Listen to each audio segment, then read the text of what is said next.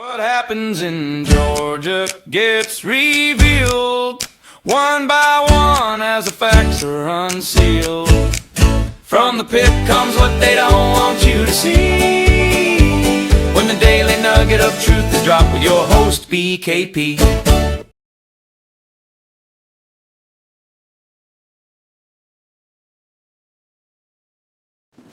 Daddy! Settle down, man. Dear Georgia Legislature, no guards or bologna sandwiches were harmed in the making of this video of the Frosty Shit Show saga. Love, Georgia citizens. Hey, how are you today, folks? Good to be back here on this Monday. Seems like every single day I'm coming on the air and saying, sorry that I'm running a little late. Yes, seems like every day. Let me get this started here. 1 and 2. That should work. I'm your host, BKP, and you're watching BKP Politics on Voice of RuralAmerica.com. I got some messages about Friday, the audio being a little hot.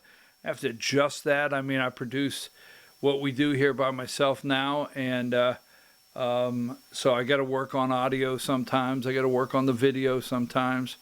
So I'm wearing the sling today. The other couple days, I did not wear the sling. If you're new to the show, I broke my arm right here. I don't have to wear the sling if I have it like this, but I come off the program a couple days a little sore. As we come to you today, obviously we are at war, and we're definitely, let me take this off here. We're at war with Iran. Now,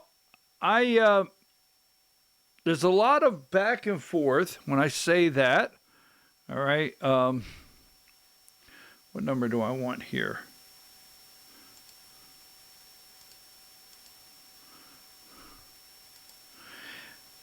Boots on the ground. So as I come to you today, BKP, voiceofruralamerica.com, BKP Politics. I haven't checked within the last hour, but we have 4 Americans that are dead because of this casualty. And I have the tape. You know, when you do this every day, you have the tape. So you can't run away. I get so frustrated. Like, these talking heads and these programs and these networks will just come on one day after the next as though yesterday did not exist.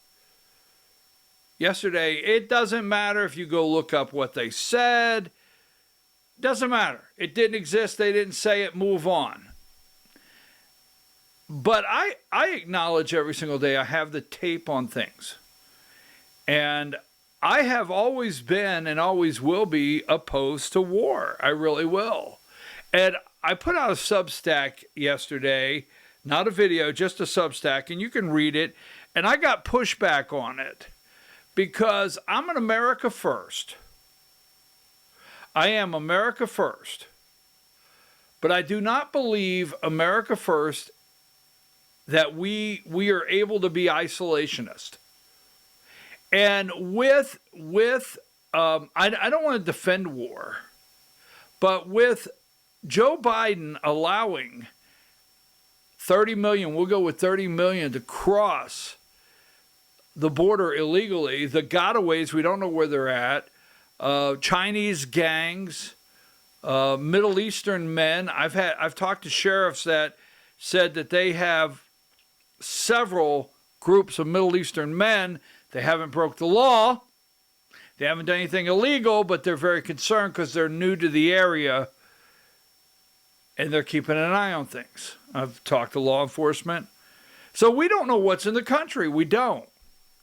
But what I do know is they have made a move. Iran through Obama, remember the $400 million in cash on pallets? Remember that? It totaled up to like $1.7 billion we gave back to Iran. So they were basically broke. They were basically broke, so Obama gave them money back so they can fund terrorist cells all around the world once again. I mean, that would be 3 or 4 shows in a row, right? And we know that. And we know the oil that they sell. And we know that they were able to get beachfront property in Venezuela. In 2022, they signed a 20-year agreement, okay? A relationship agreement with Maduro down in Venezuela. They have agreements in Cuba. These boats that have these shadow IDs, whatever they're called, right? Ghost IDs on these boats. Iran's involved in that. So they actually have come to our southern hemisphere, right? Right there. Now, if we liberate Iran and we liberate Venezuela and we liberate Cuba and we reduce the threat from our southern border and in our hemisphere. So I'm going to say, look, President Trump, I support you. I am not for war. I'm not. Okay? I mean, if you can't get the job done, and I would love to say with zero casualties, but if you can't get the job done and it's going to cost $1 trillion and we got to be there 20 years, there's a lot of concern there. But what I find interesting is I find the attacks on myself, my generation and older, right? And I hear the younger generation claim they do not want war anywhere. Okay.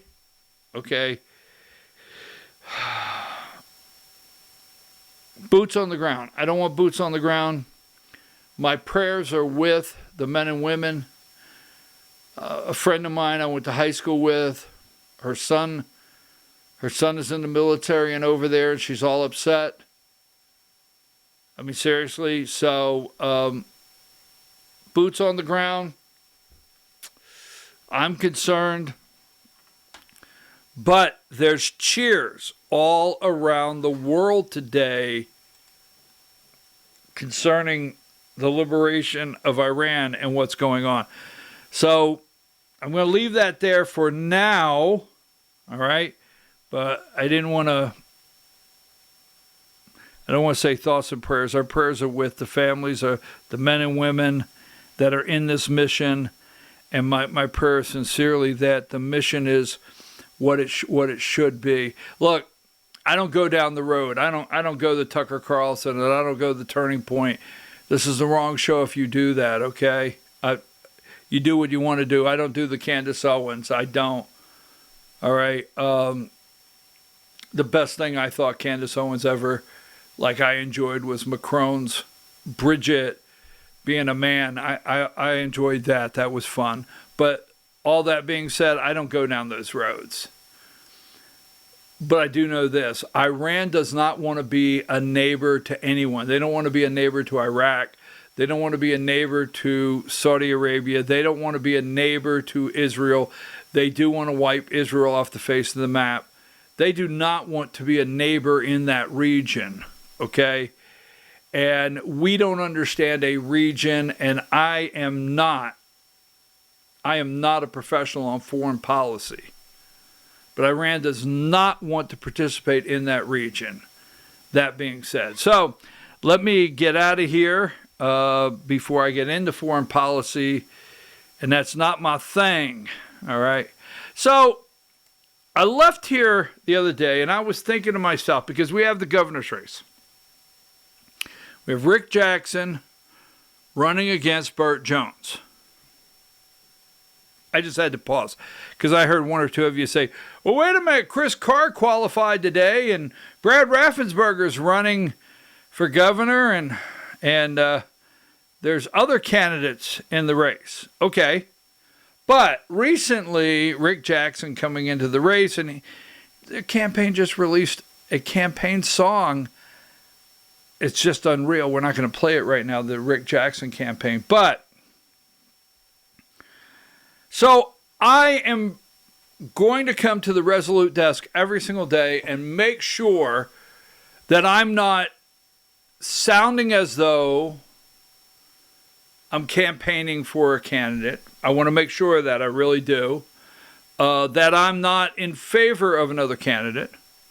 I will tell you this, if a candidate campaigns and they hit the marks that I look for, because I am a limited government, all right, America first, free market America first, right?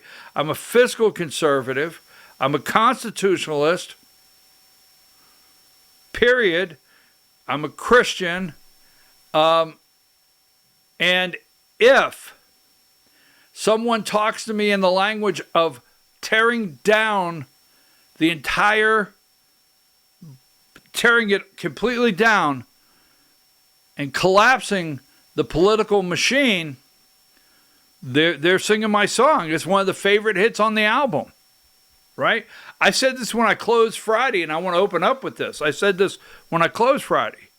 If you're representative in any area whatsoever, if they're on their third, not second, you may feel they ran one term and you know what? I like what they did. I want another term. But if they're on their third, fourth, fifth term or more, it's not because they're doing a good job. Mine is, how dare you talk? Okay, all right. So we let you say yours. Okay, yours is better than everybody else. We'll go with that. But if you're out there and your representative in any way whatsoever is on their third, fourth, fifth, sixth term or more, it's not because they're doing a great job. It's because the system is rigged. Seriously, the system is rigged. You cannot fund a campaign to compete with these people.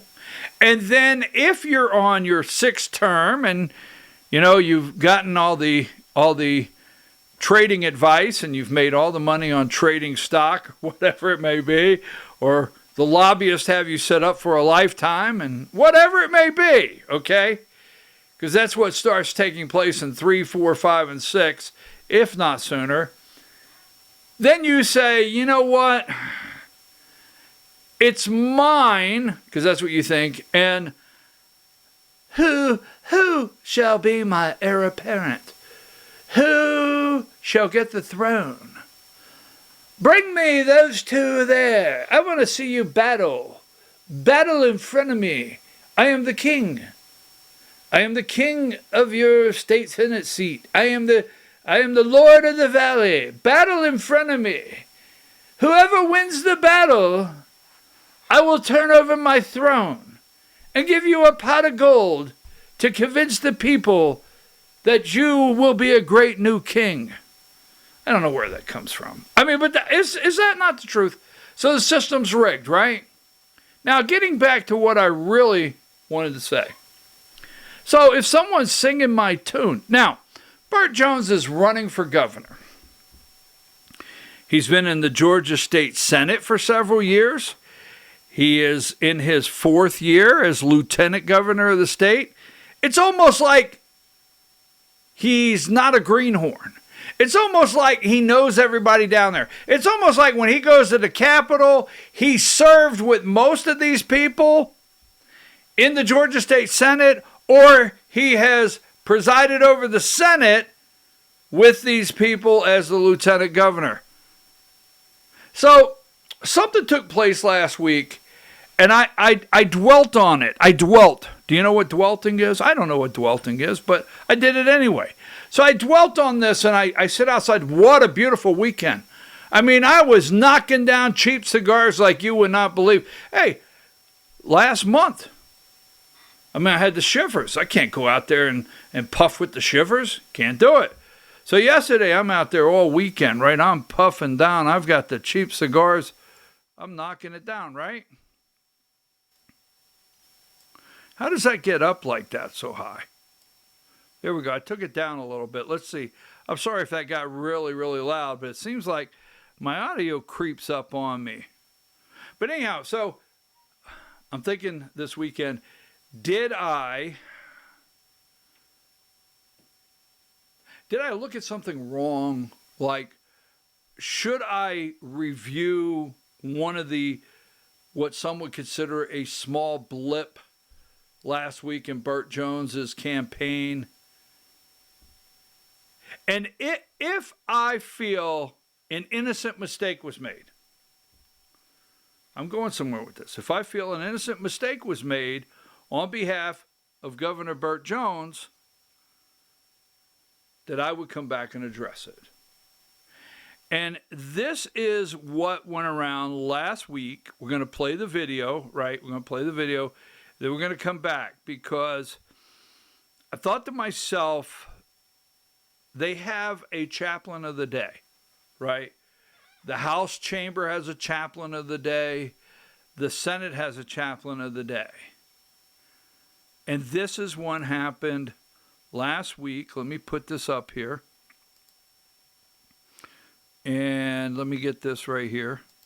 Hold on. Kimball, I heard a rumor that you made history today. What's the rumor? I've heard that you are the first openly trans person to be the chaplain of the day in the Georgia State Senate and to deliver the opening prayer. I think that might be true, yes. So, yes, I just got done finishing my devotion, and it was a fun time to get to chat with them and reflect with them. So, yeah. So did you tell them they need to stop passing anti-trans legislation?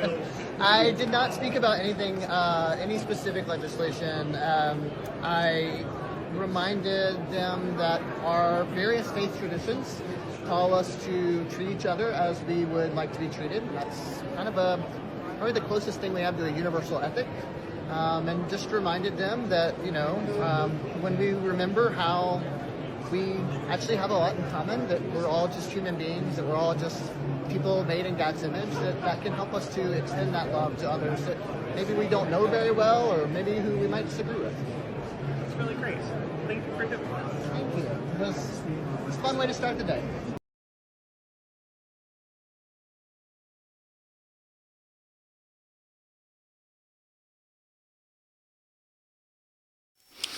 So, first trans, right? First trans to offer daily prayers, okay, in the Georgia State Senate, making history. Now, let's not turn this in. There's several transgender candidates this year. There's several transgender candidates running for office in Georgia. And,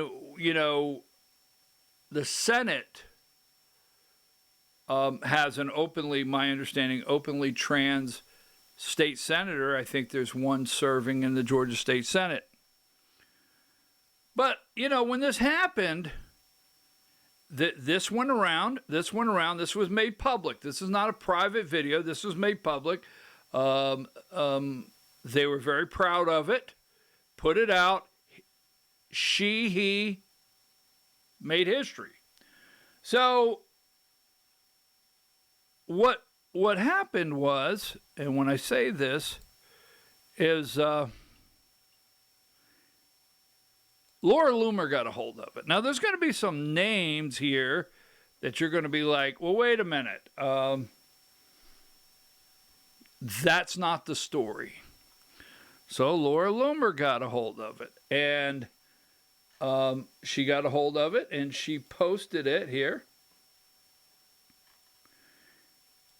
And the bottom says, Georgia Lieutenant Governor Burt Jones, who is running for governor of Georgia as a supported Trump Republican, invited the first openly gay transgender to serve as chaplain of the Senate for the day. So that got all fired up. Laura Loomer and then D.C. Drano and someone else got it all fired up, right? Because actually Republicans have a generic ad out. I watched it on TV where Trump points to the transgender from Delaware, I forget the name, and he looks at the Democrats. He said, these are sick people. All right? That's what he said. So right off the heels of that, This is Reverend Kimball. Is that the name, Kimball? I'll get it here in a minute. I hope I didn't. Let's see, is it Kimball? Anyhow, was chaplain of the day. Kimball. I think it's Kimball. But that being said, chaplain of the day. Then immediately, the Burt Jones babes, the Burt's babes freaked out and went to his defense. And I started thinking, wait a minute, because if someone gives you information, I want you to be able to trust it. So if I can't trust you on this, how do I trust you on that? We'll put it like, I'll get there, I'll explain. If I can't trust you here, how do I trust you there? All right? So, Laura Loomer comes back out and said, sources close to Burt Jones, we know who the sources are, and his campaign tell me the lieutenant governor is unhappy about my post and says he got catfished by the trans chaplain. He saw what looked like a beard and suit with a beard, right? He didn't know it was a woman. They asked Burt for a photo, sources tell me. All right, so, okay. So, all right, so I started thinking, well, wait a minute.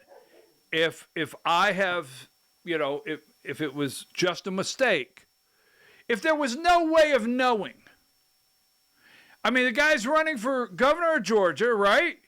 If there was just no way of knowing, if this guy is busy, he's going through the legislative session, he's a lieutenant governor, he's sitting in the office, and know how it works. Hey, lieutenant governor, it's time to open the session. He goes up there, the guy's got a beard. I mean, there's no way for him to know.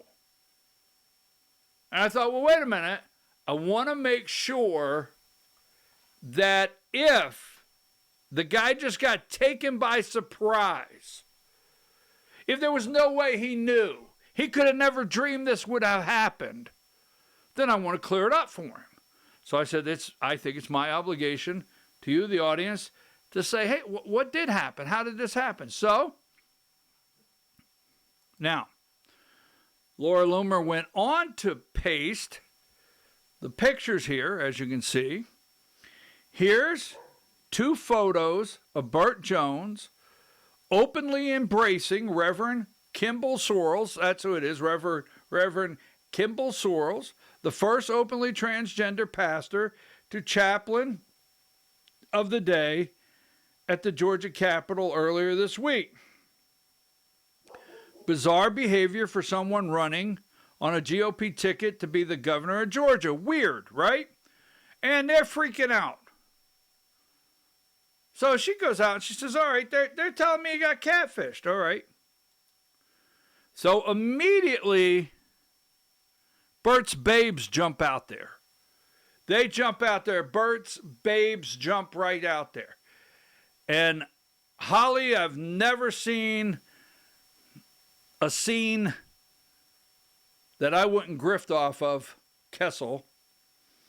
For anyone wanting to know, I have acquired the open record, and it was Senator Sally Harrell who invited the chaplain that day, not Lieutenant Governor Burt Jones.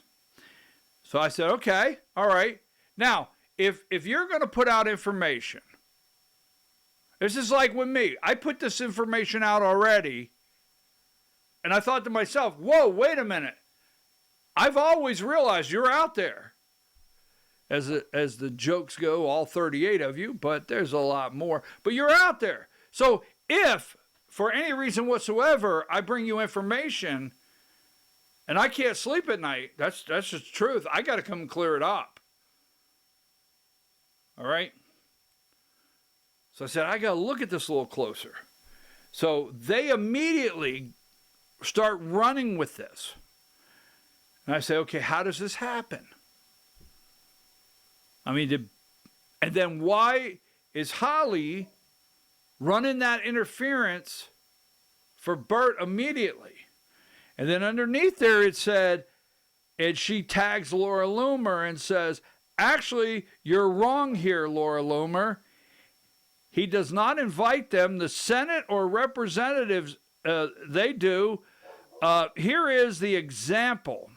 So, okay, this seems innocent. I'm thinking to myself, okay. So if you're going to run cover for someone, because I'm going to show you something else, all right? And then she went on to give me a civics lesson. Because there's nothing more I want in the course of the day than a civics lesson from Holly Kessel, all right?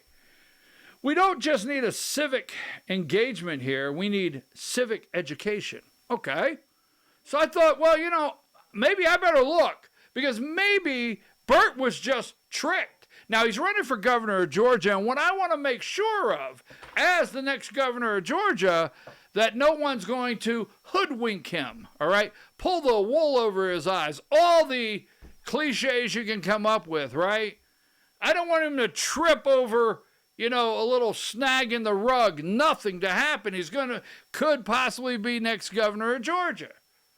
So I said, I got to look at this a little closer. Because when someone comes out and starts running the D, let me get out in front of this, because Holly's not the only babe out there, as in Bert's babes, that are out there running the D to shut this down. And it might make it too much out of it, because he could be the next governor of Georgia. Just saying. So, actually, you're wrong here, Laura. He does not invite, blah, blah, blah. We need a civics lesson. So I said, okay, let me look at this a little closer. So I looked at the invitation. Now, first of all, the facts. This is the House of Representatives, but this is the Senate. Now, the lieutenant governor presides over the Georgia State Senate, period.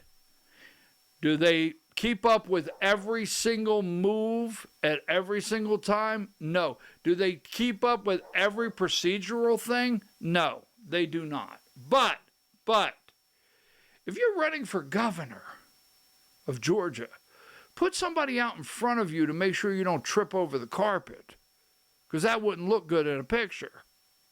So I went there and I looked and I asked questions and did a little research. So here it is. This is what you do. So the office of the Secretary of State, chaplain of the day request form. It's a request.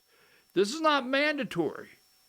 Just because you're a state senator or a state representative does not mean you get to have a chaplain of the day. You're making a request. So that's okay. Now here's the check mark. Please place my name on the list for a chaplain of the day. Doesn't mean you have to. Now, right here it is, right? Chaplain contact information, Reverend Kimball Sorrells. Now, this is all blacked out, but the Secretary of the Senate's office has the address, has a phone number, has an email. Research and background can be done. Well, up to this point, it's still possible. I mean, should Democrats, just because Republicans have control of the state Senate, should Democrats not get a chance to put someone up there as chaplain of the day? I don't know that that's fair. We won't go into fair. Fair is a place you take a pig to win a blue ribbon. So I don't know if, if you just say Democrats, boom. But then you go, who was the Democrat? And it says Sally Harrell. Okay. District 40. Sally Harrell, District 40. So let me think about this for a minute. So this is the request that was made. So here's the picture, right? And Burt Jones, Lieutenant Governor, seems to be very proud to have his picture with Reverend Sorrells. Reverend Sorrells has a beard. And Sally Harrell, the Georgia State Senator, right? No big deal. And here he is in the well. That's not him. Here he is in the well of the Senate shaking his hand. Burt Jones. saying hi, how are you? Nice handshake there with the senator. So it's not like Burt Jones caught off guard that this is Sally Harrell, chaplain of the day. So I thought, okay, who is this Sally Harrell? I mean, am I making too much out of this? I got to, because if there's a correction needs done, if like, hey, Burt Jones wants to be governor and it's no big deal and he got hoodwinked and come on, move on. How would he have never known? How would he have ever known that this could happen? Or how could the Secretary of the Senate? I mean, there's no clues, right? So here I go here. I go to Sally Harrell. I want to get my facts straight. District 40, children. She has children. Government oversight. These are the committees she's on: children and families, health and human services. She is District 40, so I do know that the same person here, that's right there, okay. Atlanta, District 40. All right, got it. So is there anything about this lady? Now, the date on this article, here's what you got to keep in mind. Today is March 2nd. Fresh, right? Clock goes forward, springs forward this week. It's March. All right, Rodney Harris down at Atlanta News First says by Saturday it's going to be 83 degrees. But, it was only a week ago that this happened. And what happened just the week before that? So this article comes out, I think it's February 16th or February 13th, 2026. This article I'm about to put this piece out is only a week old before Reverend Swirls takes the podium. The Senate was discussing House Bill 54, a measure that was supposed to let registered nurses and physicians assist in home health care services for patients. But Senate Republicans changed the bill so that it would also restrict transgender adults and children from accessing gender-affirming care. Now, this is on February 13th, right? About a week later, the transgender shows up by accident. Now, 15 days, State Senator Sally Harrell, wait a minute.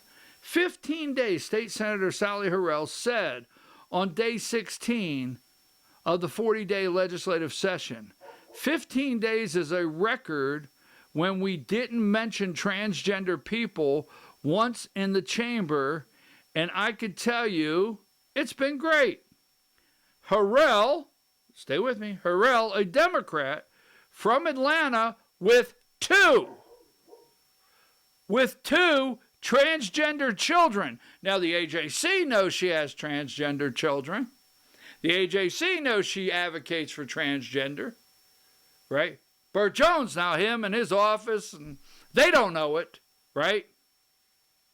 She has the lady, I'm going to show you in a minute. Now we go back. The lady that Burt Jones is standing next to has two transgender daughters. Wonder what chaplain she would bring. If given the chance, which chaplain would she bring?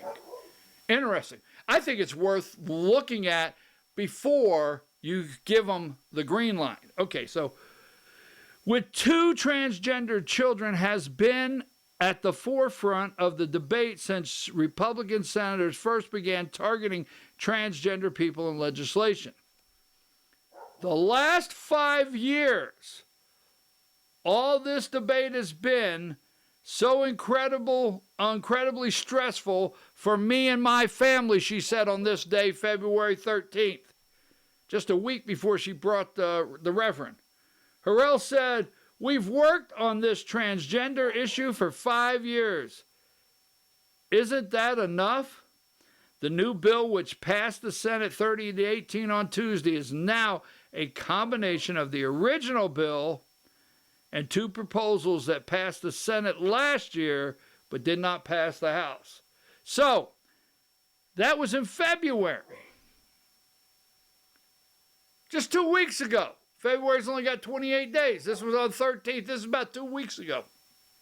A week later, after this, the AJC knows, and she's not a freshman senator. She's been there for 5 years fighting this one battle alone. But when she puts in to bring the clergy of the day, why, that just... You would have never dreamed she'd do something like that. Then, number 12. Where are we at here? Boom. I just pulled another one. Georgia Senate passes ban on transgender sports despite personal testimony. Atlanta Democrat Senator Sally Harrell fought back emotions in the Senate chamber Thursday as she urged her colleagues to vote down the bill to ban transgender girls from playing girls' sports. I'm a mother of a trans child, she said, and it's hard to stand up here and say that because it hurts. It really, really hurts. And my kid contacted me last night and said, is that bill going to come up on the Senate today? And I said, yes, it is. And I'm dreading it. I just want this to stop, she added, because this feels premature and feels judgmental. Now, this came out January 4th, 2022. This came out February 24th, 2022. I mean, there's a long list of articles. There's nothing surprising in this Senate. She's been in this Senate for years. She's been in district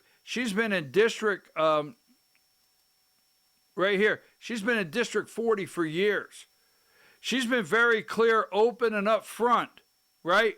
There she stands next to her Reverend, and there's Burt Jones shaking hands. It's not like Burt Jones just met Sally, right? And, oh, that's the albino rhino. And there she is with Burt. And here is the request. You see, they have the clergy's name. They have the clergy's address. They could do research with the clergy before they ever approve it. It's not a state Senate rule. They have to approve it. And then here is Holly telling me I need a civics lesson, right? And here she is telling Laura Loomer that it's not Burt Jones's fault. Why he could have never dreamed that Sally would bring a transgender chaplain for the day to do the daily devotional. The only reason I went down this road is because if for some reason I got to thinking this weekend, whoa, what if this person that filled the form out, what if maybe she's going to church there? She don't know. I don't know. I mean, did this just happen by accident? Or was there someone waiting outside? He or she. My God, I don't want to misgender. Don't want to get into any misgendering here today. But this individual, I forget his or her name, is running for State House. But it seems like they were waiting outside because they got right there on there, Reverend Kimball Sorrells makes history. It's almost like they knew they were slam dunking on Burt Jones' ass that day. Huh. But there was no clues. Nothing gave it away. No, nothing to see here. So I just wanted to say, if we do a story on this show about any candidate or anyone that could alter a vote or get you to vote a different way or look at a different candidate, and there's something wrong with the story, I got to come back. So I went through it thoroughly, and I have concerns of who would be running interference in the governor's office. I mean, seriously, if Bert, I mean, maybe if Bert is in the governor's office, I mean, I don't want to end up with something like, you know, maybe he'll have the boy wonder. Maybe the boy wonder, Greg Dolezal can run interference. Don't forget, by day, Ron Pitts. Now, the one other thing I want to show you before I move on, because this whole endorsement thing of the President of the United States. So, we're using our example of our Burt Babe of the day is Holly Kessler, okay? And I can get others that they just went nuts over the weekend. Enough said. Donald Trump endorsed Burt Jones. Donald Trump, this lady here, you can go look hers up. She has it all over there. Donald Trump prefers Burt Jones. Donald Trump said Burt Jones is the pick. But then when you get over to Texas, and I'm not saying anything or disagreeing, but when you get over to Texas, she said Republican, real Donald Trump, President of the United States, you must rescind your endorsement of Greg Abbott and get behind Doc. As go Texas, so goes the nation. Now, in Texas, she's decided it's okay for Trump to rescind his endorsement of Greg Abbott. That's fine in Texas. But in Georgia, God forbid Brad Raffensperger run, God forbid Chris Carr run, God forbid Rick Jackson run. God forbid you give the voters a choice. And I can appreciate Trump's endorsed Burt Jones, but that doesn't stop me from wanting to review my candidates and look at them. But no, you got to get rid of them in Texas, though. All right, so I want to show you something. I want you to keep an eye on this as we move along, because I got a late start. I was watching the stuntman here. Look, SB 568, we'll talk about it tomorrow. It's not a bad piece of legislation, but even Max Burns said today in the Senate Ethics Committee meeting, it passed out of there. It's probably going to judicial now. I think that's where it goes now. But even he said it's going to be a challenge to get this bill in place for November of 2026. And I just want to say on for those out there that, you know, the boy wonder is out there. See, Rob Pitts was there today. I wonder if he said hello to Rob. Right? There is Rob Pitts. He was there, Fulton County. He testified today with his friend Greg Dolezal, the boy wonder. I just want to say this to you. I want to ask you a question.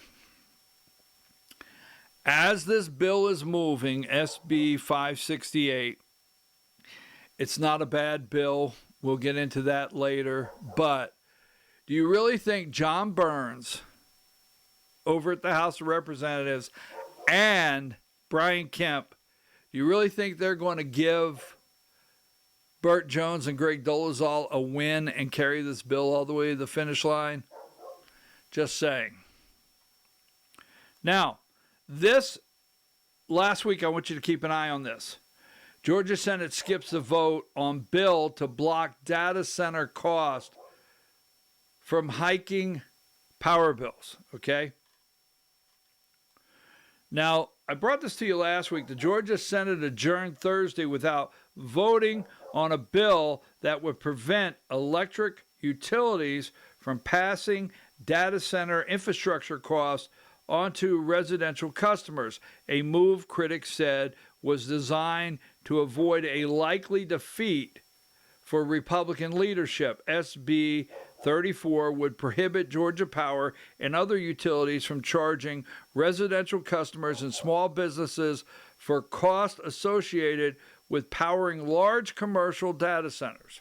Okay? Now, we're going to talk about data centers in a minute, all right, in Georgia. But keep this in mind.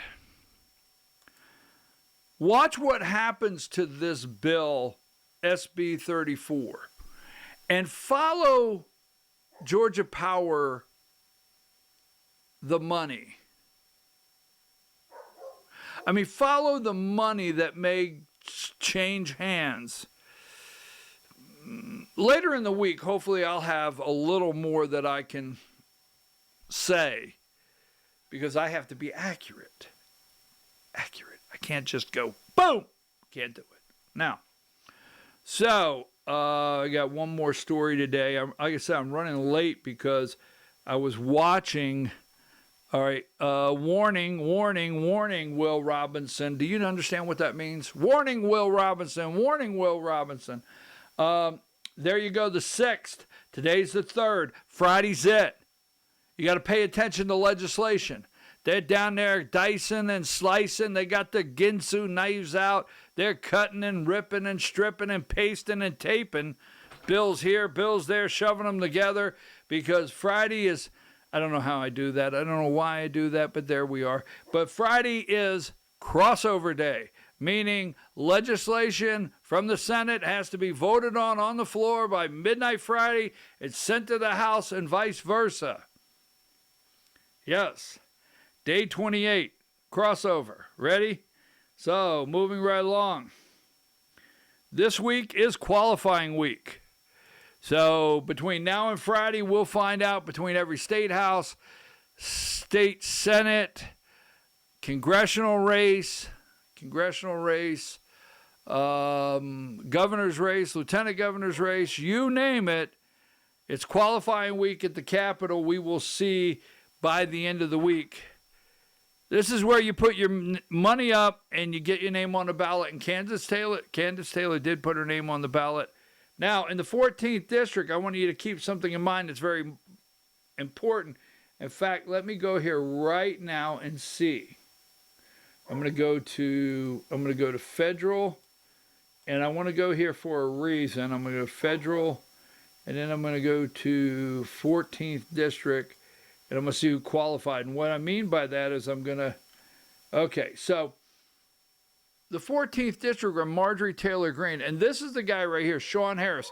I'll tell you what, at 5 a.m. this morning, and you're wondering who might see this at 5 a.m. this morning, Atlanta News First, I'm watching, and this guy's got a commercial on there, and the guy says something, not to quote it, yes, I have a dog in the background that just barks like crazy. When Bella Boo, that's her name, when Bella Boo decides it's time to bark, Bella Boo barks. Anyhow, if you can hear that, I just wanted you to know. But Sean Harris, the Democrat, who may come in first in this jungle primary, this guy right here had an ad this morning, and he throws Democrats and Republicans under the bus. He said, Democrats have let you down, Republicans have let you down. It's actually a very good ad. Now, they are running to fill Marjorie Taylor Greene's term. Got it? So, to know they're serious, they have to go qualify this week to run in the May primary. Oh, yeah, it's convoluted. So, who is seriously putting their money up? Brian Stover is qualified in the 14th. James Tully is qualified. Nikki Lama has qualified. And I do know on the Democrat side, Sean Harris is qualified. So they have qualified on the 14th. Let me get this right here. I'm going to show you the website. If you're wondering in your county or wherever it's at,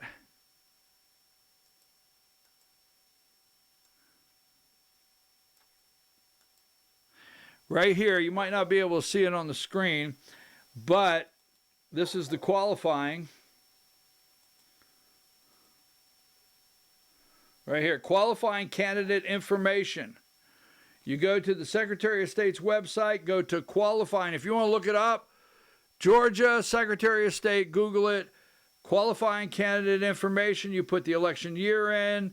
You put the primary year in, Republican, Democrat. You can pick federal, state, county. You can view all the candidates. You can go on there and look. Qualifying is all week long. I'm waiting to see Brad Raffensperger qualify so Alex Jones could get have a tear in his beer. Now, I'm going gonna breeze through this because we're not gonna get stuck. I want to do another story, so I do want to. We're gonna come back to this later in the week. I promise, but the GRA. Someone called me. I called somebody Saturday or something. I was on the phone with someone Saturday. I had several calls going on. Nice, cheap cigars. But, that being said. So, I was on a phone call Saturday, and this individual said to me, you're quite complimentary to the rank and file of the GRA. The rank and file, you're complimentary, and I am. A lot of good people. I'm not trashing them, but I will say this.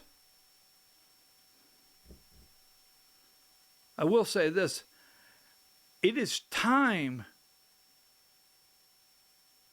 that you stop using Brad Raffensperger as the boogeyman. I'm serious. I'm serious. I know the truth here, okay? I have fought this 2020 election with Brad Raffensperger since November of 2019 or 2020, whenever it was, 2020. November 20. I have fought this and fought this. I've studied Gabriel Sterling. I've met and talked with Joe Rossi. I've done everything on this show where the 2020 election is concerned, Brad Raffensperger. So I get it. But when you're sitting there and you hear that the age 60 or over, when you hear who they preyed on, now everybody's trying to divide it up. Well, Nathaniel did not know. He didn't know. Poor little Nathaniel. I mean, you can't make this up. I will tell you this. If the Frost family had this kind of control over your organization, if they had what I call Jim Jones kind of control, if they had the Kool-Aid out on the table,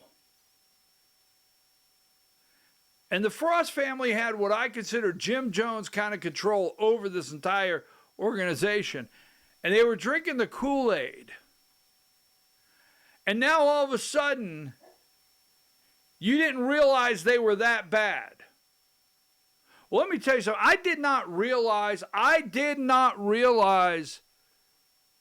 because I did not look into their business model, but I didn't realize that First Liberty Building and Loan was running a $140 million Ponzi scheme. But I tell you what I did realize. I did realize they had a Jim Jones type effect on the GRA. I did. I did realize that the entire Frost family held control and the power. And the Nathaniel Darnells and others, you kiss that ring or you could not get in that power circle. And here's what I also know. I've talked to a lot of people in the trade securities business, okay? Because brother ain't got that kind of cash, okay? No, I don't. You got to break me off something, right? I don't have that kind of money. I'm not wheeling and dealing. I'm not looking for a 14% return. I'm just looking for enough money for a cheap cigar at the end of the day. But I do know I've talked to a lot of people that said this was too good to be true. That there should have been warnings and there should have been blinking lights and warning lights that this is too good to be true. There's something wrong here. So all I'm going to say is I can't tell you what Nathaniel Darnell thought, but could he have been bamboozled by the Frost family and lost all the money? Or could he have been like, let's just keep riding this train to the next town, then we'll get off? Because if you ever watch those American Greed, I like those, right? And I always say, to my wife, when they got the 2 million, why didn't they leave? Why didn't they leave then? Because if you'll notice the pattern, if you watch all of these Ponzi schemes, you scratch your head and say, why didn't they leave? So I don't know. I can't make that judgment about Nathaniel Darnell if he knew. But if he worked for Banker's Life and he was trained and he has a background in finance and he was this close to the albino rhino, I mean, at one time you might look at him and say, we're friends, man. I'm in your wedding. Is this for real? Well, I'll let you know. I'm just saying this. I don't know that this happened. I want to be clear. I'll let you know when we need to get off this train. Maybe Nathaniel Darnell didn't get off the train before it left the tracks. I don't know. I know none of that, but I know this. I'm not going to go for the poor little Nathaniel. And that's what the GRA is trying to do. Because, look, listen, I've told you this before.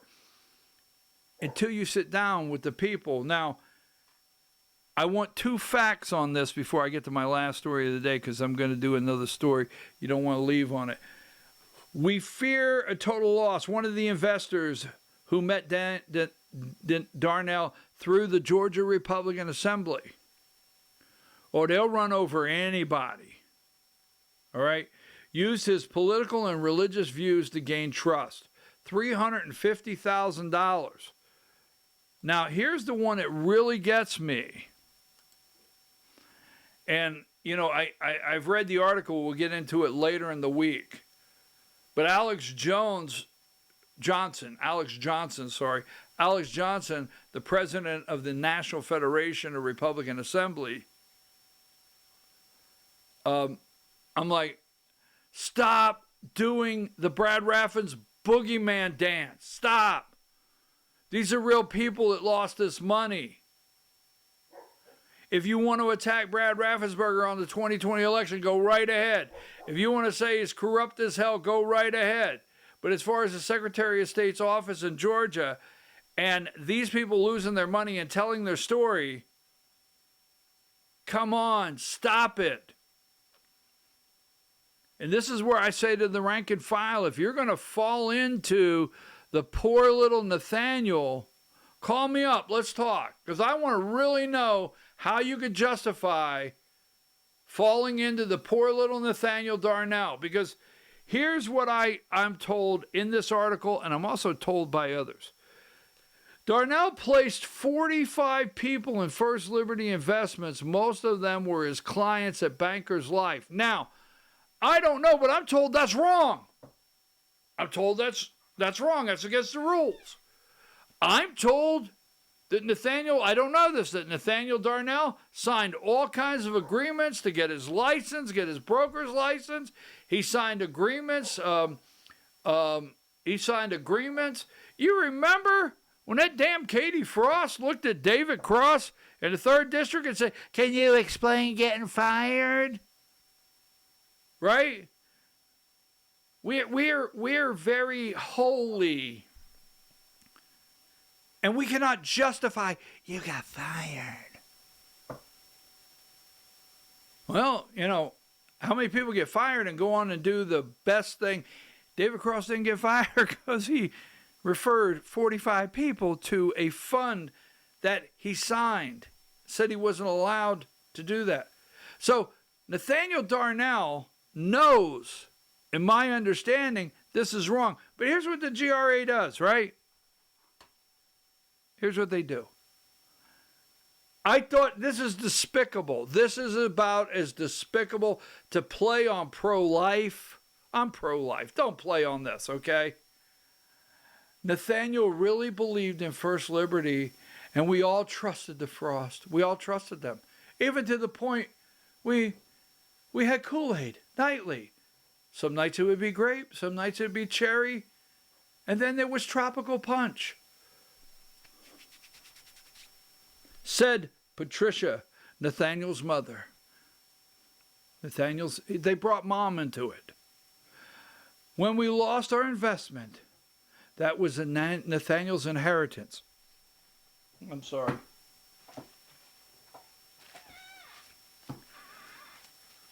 I'm having an Erica Kirk moment. I'm sorry. I'm having an Erica Kirk moment. Sorry. Was that wrong? That was Nathaniel's inheritance. He wouldn't have intentionally lost his own inheritance if he had known. Look, my experience with watching TV shows, American Greed, they never get off the train at the stop where they need to get off. I always say, why didn't they leave? So I don't know what he knew. I don't know if he was getting checks and saying inheritance, conspiritance, whatever, right? I have to tell you, this is, and they put this article out. Raffensperger's attempt to whitewash his record by persecuting GRA president. So Nathaniel's mom, what about the people that Nathaniel talked into that lost everything? Not their inheritance, their life savings, their retirement, their golden age. Nathaniel's young enough to get it back, Mom. Okay? Yeah, Mom. He's and I really like Abigail. Nathaniel, shut the hell up. Shut the hell up. Get the hell away from the GRA. Get the hell away from the Republican Party. Get the hell away and go take care of your family. Man up. Get the hell, what are you trying to do? What are you trying to save? What are you trying to prove? Get the hell out of the way, do the right thing right now, and man up and go take care of your family. I mean, go to the altar, get on your knees, ask God to forgive you, whatever you got to do. I understand, Nathaniel. I get it. I mean, things happen, and they're wrong. And you got to move on to the next day. But what are you doing here? Really? Every time I see this, I think to myself, are you guys serious? Now, I'm going to lay this out, and then we're going to get away. We're going to come back tomorrow. Data centers. So here, folks, January 20th, pay attention. Pay close attention to this. Do your own research. January 20th of 2025, right? President Donald Trump gets sworn in with all these billionaires sitting behind him, right? Bezos, billionaires sitting behind him, gets sworn in. His very first day, January, people are so tired of this, but I'm going to tell you, their very first day, he brings in the Oval Office January 21st, 2025, the CEO of SoftBank from Japan, Sam Altman, right? AI, whatever, and Larry Ellison, a CIA contractor, Oracle. This is day one. This is January 21st of 2020. Now, moving right along. You can't make this up. The contract between Anthropic and the United States Department of Defense, Department of War, was effectively ended on February 27, 2026, following a high-profile standoff over AI safety guardrails. Now, this is what's out there, okay? February 27, 2026. But waiting right there on February 27th, Sam Altman. OpenAI CEO Sam Altman announced a landmark agreement with the United States Department of Defense on February 27th. The same day Anthropic was kicked out, Sam Altman, right, was put in the Department of Defense. the largest budget in the government, the Pentagon, the deep state. Now, okay, so Trump orders U.S. government to cut ties with Anthropic. Hegseth declares supply chain risk. This is what he says, all right? So Anthropic's out, okay? Then what happens? President Trump puts out the United States of America will never allow a radical left woke company to dictate how our great military fights and wins war. That decision belongs to your commander-in-chief. Anthropic has made a disastrous mistake. So wait a minute. They're kicked out on the 27th. Sam Altman is in. They're ready. A deal was made. I'm like, whoa. Slow your roll there, player. Slow your roll. Then, Sam Altman just pulled off a deal nobody saw coming. OpenAI just landed a contract to reshape the AI race. Remember, Sam Altman was in that damn office with Larry Ellison on January 21st of 2025. Things have been moving. OpenAI CEO Sam Altman announced late Friday that his company has secured a landmark agreement with the United States Department of Defense. Well, he's having a good day, but that's not it. OpenAI announced a $110 billion funding round with backing from Amazon, NVIDIA, and SoftBank. SoftBank! That was one of the guys in the room. Larry Ellison, SoftBank, Sam Altman. Huh. Now keep in mind, Trump wants to nationalize AI. He wants to put the national structure, the structure for AI national, and take it away from all the states. Keep that in mind. From Amazon, NVIDIA, and SoftBank.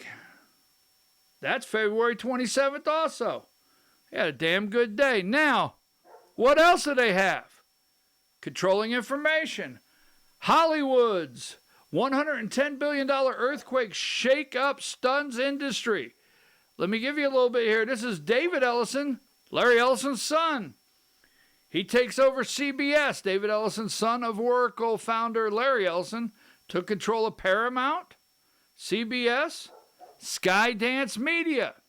Then they turn around, right? And took over Warner Brothers deal, February of this month. Paramount won the bidding war to acquire Warner Brothers, right? Discovery, CNN, HBO, Warner Brothers Studio, under the Ellison family control. I'm like, well, wait a minute. Then, go back and look, right? And then you got Larry Ellison, his dad. Larry and David will control if Paramount buys Warner. With the Warner deal, the Ellison media empire grows again. David Ellison is shaking up CBS, right? Okay. Something's going on here. Now, how did Oracle come into play? Larry Ellison, Oracle's chairman, is driving an aggressive expansion to make Oracle the leader in AI and cloud infrastructure, planning to build hundreds of new data centers worldwide, some approaching a gigawatt in size. These facilities, including massive AI training sites, cloud customer units, right? Scale and ambition. Ellison claims Oracle will build more cloud infrastructure data centers than all competitors combined. He was in the room with Trump. Sam Altman in the room with Trump. Sam Altman deal, NVIDIA, SoftBank, right? Amazon, Department of War. Whew. Controlling the media. Let's see here. Oracle is constructing enormous AI training centers, including 70 megawatt 200 megawatt and planned gigawatt-sized nuclear-powered facilities. AI and partnerships. Generate AI with major partners including Microsoft, Google, NVIDIA. I'm like, wait a minute. What else is happening here? Yes, the foundational project for Larry Ellison's Oracle Corporation was database contract with the CIA in the late 1970s. The CIA was officially the first customer for the technology that became Oracle. So, don't forget, when we get here,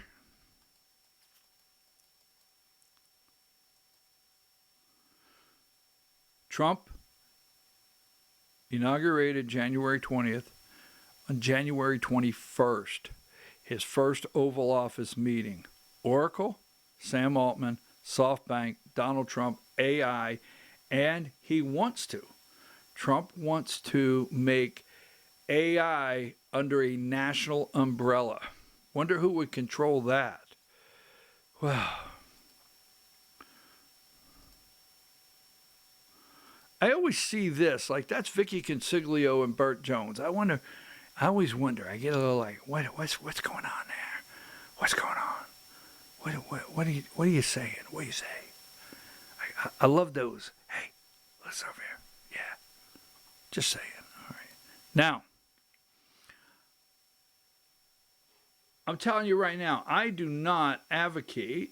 I'm saying it right there. I'm not advocating for. Okay, I'm not advocating for. To buy Prime. I don't know if you got Prime. But this series called Soul Power, the ABA, on Prime. It's about 6 episodes. Check it out. If you're from the 70s, like me, if you grew up with Dr. J, I was talking to a friend of mine this Saturday. Yeah, I was burning those cheap cigars. I was talking to a friend of mine, and I said, you know what? You think, because this guy's a little younger than I am, I said, you think Michael Jordan was the first guy to leave the foul line in the sky and dunk? No. That was Dr. J. So the guy's watching the series. He texts me, he says, oh man, this is unreal, right? So, just saying, putting that out there. Don't forget, Republicans have had control of the state of Georgia since 2005. What else do I have here? The ends justify the means only when the means used are such as actual being about the desired and desirable end. Yes, a little further. So I was looking this weekend, right? The Pied Piper, right? We're going to talk about that later in the week. The Pied Piper, remember that? And then you can't fix stupid, even with duct tape. Remember that Ron White? You can't fix stupid even with duct tape, right? So let me see what I got here. Uh-oh. I wanted to show you one here. Tomorrow, North Carolina primary.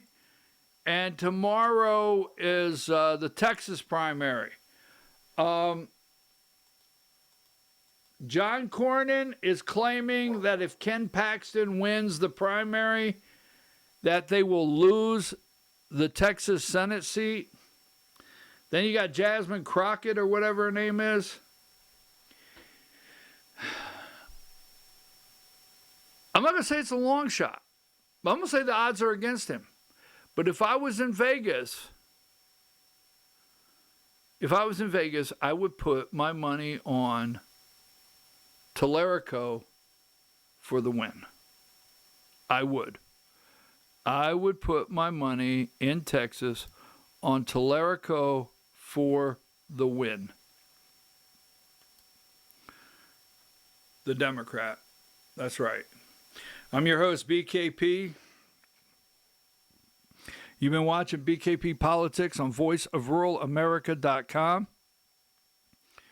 Also, you can text me. Substack, Vora at BKP Politics. Several of you write comments on my Substack, and I like it. If they're just outright attacks, I mean, take that somewhere else. But if you have a difference of opinion and you want to boldly put it there, I'm not mad. That doesn't bother me. But, you know, let me just say this. If you call me fat, you think I don't know? I'm a little on the chubby side. Just saying. All right, folks. I'm running late. It's qualifying week. I was watching a hearing for SB 568. We'll talk about that tomorrow, the election bill in Georgia. We'll get that out there. Okay. Let's see what else we have. That might be it for today. It might just be it. I will see you tomorrow. Daddy! Settle down, man. Dear Georgia Legislature, no guards or bologna sandwiches were harmed in the making of this video of the Frosty Shit Show saga. Love, Georgia citizens. What happens in Georgia gets revealed one by one as the facts are unsealed. From the pit comes what they don't want you to see. When the daily nugget of truth is dropped with your host, BKP.